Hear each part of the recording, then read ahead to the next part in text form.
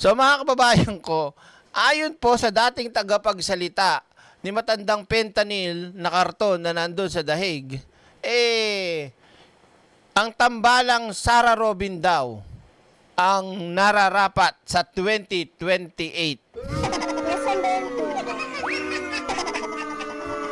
Ayon yun sa kanya. Okay? At kung sakali po na si Sara daw ay ma-impeach, pwedeng-pwede daw at si Robin daw ang nakikita niyang malakas ang tsansa bilang maging presidente.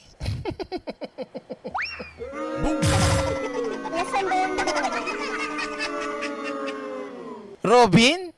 Vice President? Di nga. Robin? Presidente? Di nga.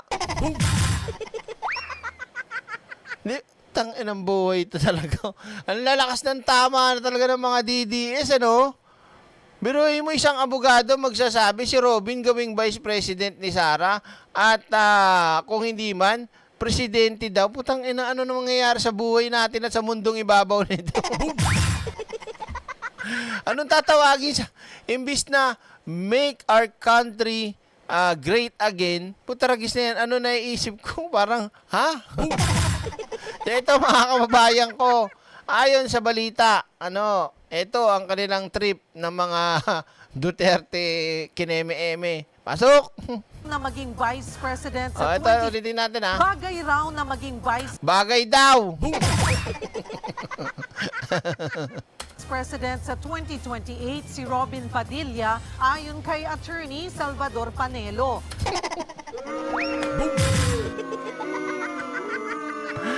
Ang lakas ng tama no? Siguro lasing to si lasing to si Sal Panelo nung natanong. Baka lasing. Sal Panelo, kung sakaling tatakbo ng ganito, ganyan, sino ang sa tingin mo na tawag dito, bagay na maging katambalan ni Sara? Ito rin natin. Oh. Bukod dyan, si Padilla pwede rin daw maging future president. Subscribe na agad sa channel. Future president? Robin? Future president? Hindi nga. Masira ulo.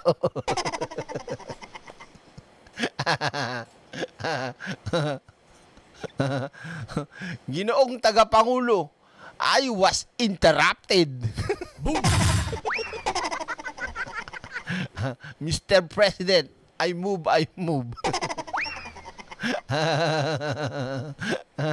Narito ang Frontline Report. Ay! Kung tutuusin, medyo malayo pa ang 2028 presidential elections at bukod tanging si Vice President Sara Duterte pa lang ang nag-anunsyong tatakbo siya sa pagkapangulo. Kung sino ang kanyang running mate, wala pang pinapangalanan. Leonora Padongay. Salamat po Pero para kay dating Presidential Chief Counsel Salvador Panelo, si Senator Ala ka, nawala internet. Nasaan ba yung tubo? Wait lang. Ulitin natin kasi nagloloko internet kasi ang lakas ng ulan dito ulitin ko, play ko okay na. sa pagkapangulo. Kung sino ang kanyang running mate, wala pang pinapangalanan. Pero para kay dating Presidential Chief Counsel Salvador Panelo, si Senator Robin Padilla ang magandang katandem ni VP Sara. Ang lakas ng tama yung Panelo. Magandang katandem daw ni Sara. Ano ba naman niya? Bobo na nga yung isa, bobo pa rin yung isa. Nasaan ba yung tubo? Ano nangyayari sa mundo? Hayop na yan. Inupush ko si Robin na maging Vice President. Pag si Robin ay nanalong Vice President, I'm sure he will win together with Inday Sara. Ano? Talaga Paalala, maximum 3 emojis lang po. Shoutout, Addicted Strikes Diyos ko. Karudi. Ano po nangyayari sa bansa natin? Mga loko-loko na pinagtatandem. Oh. Nabanggit din daw noon ni Panelo na kung hindi si Sara, si Binoy ang presidente niya for 2028. Subscribe na agad sa channel. Hindi talaga na sagi sa isip ko na maging vice president tong putang ina si Robin Padilla tapos presidente pa? Talaga ba? Subscribe na agad sa channel. Nakakaloka talagang buhay to. Oh. Diyos ko. Wait lang. Nako. Wait lang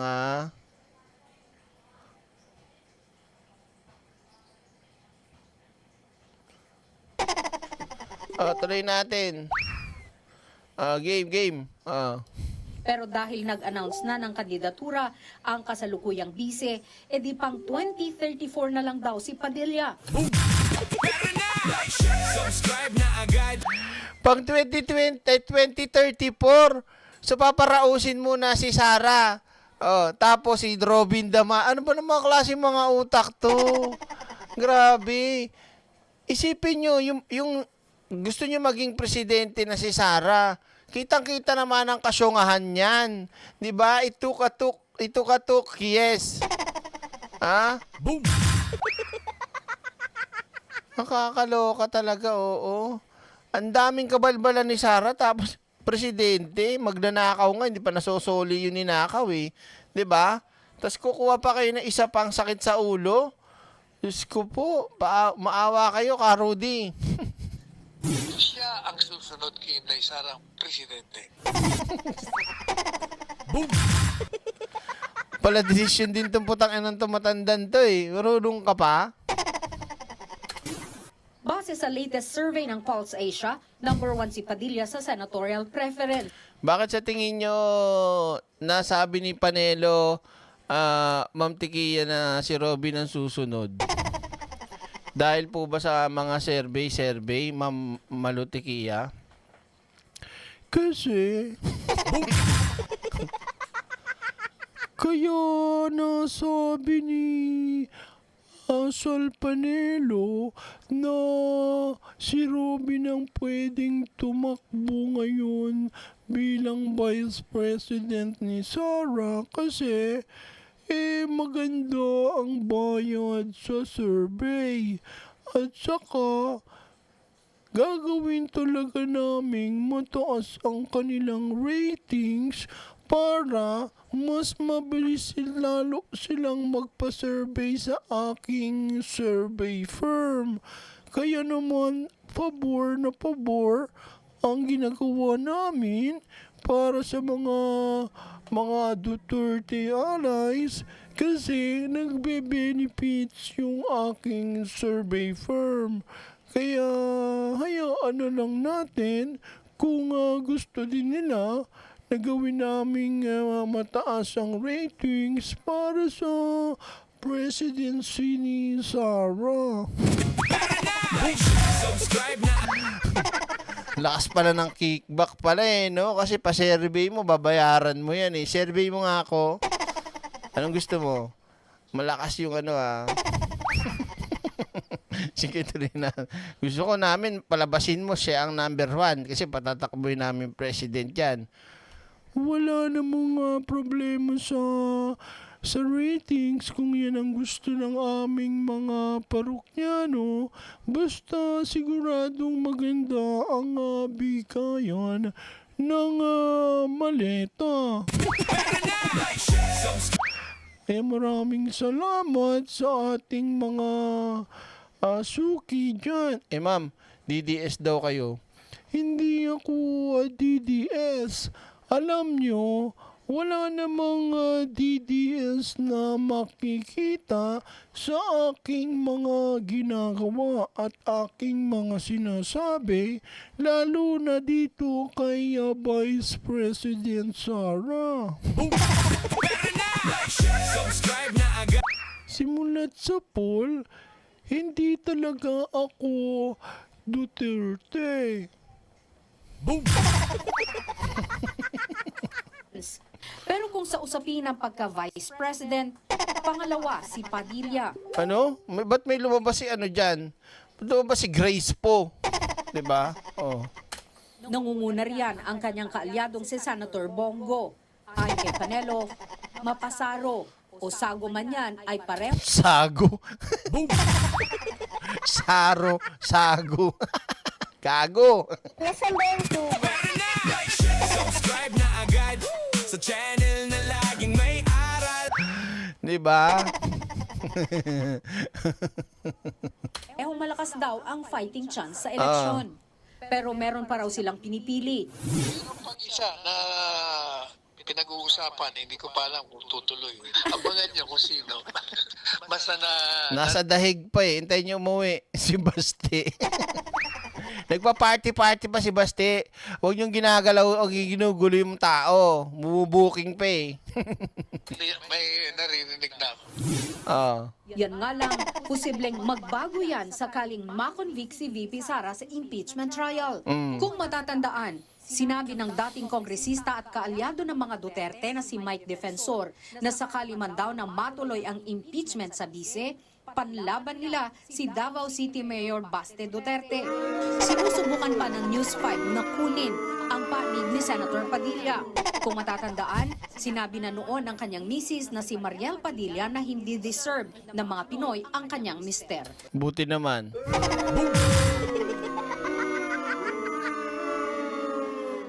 Kawawang bansa pag mga genius mananalo. Sinabi mo pa. Nagbabalita mula sa Frontline, Margie Bentulan, News 5. Grabe, no? Pero, siyempre, dahil ang mga DDS kasi, mga uto-uto, bobo, tatanga-tanga, di ba? At talagang wala naman silang ibang nakikita kung hindi mga Duterte lang at mga kaalyado. Basta Dumuterte ka lang, bati kayo. Punta ka sa rally, tapos ikaw hindi ka maka-Duterte, awayin ka niyan. 'Di ba? Ganun sila mga kasiraulo eh. Pero punta ka sa rally, tapos magaganto ka, Duterte, friends kayo niyan. Wala sa kanila nung sinasabi nila na freedom of speech, freedom of expression, karapatang pantao. Punta ka sa rally, tapos punta ka lang doon. Sabi mo, hindi ka Duterte. Sigurado masama na dugo at tingin sa iyo ng mga nandoon sa rally. So nasan doon ang karapatang pantao at freedom of speech, 'di ba? Sila lang ang pwede. Ganon sila kagago at ganon sila ang mga kabobo. Kaya talagang maluba ang karamdaman kapag meron kang o isa kang Duterte supporters, meron kang malubang karamdaman na dapat mong gamutin, 'di ba? Oh, ano sa tingin niyo mga kababayan ko? Oh, sige, comment niyo diyan.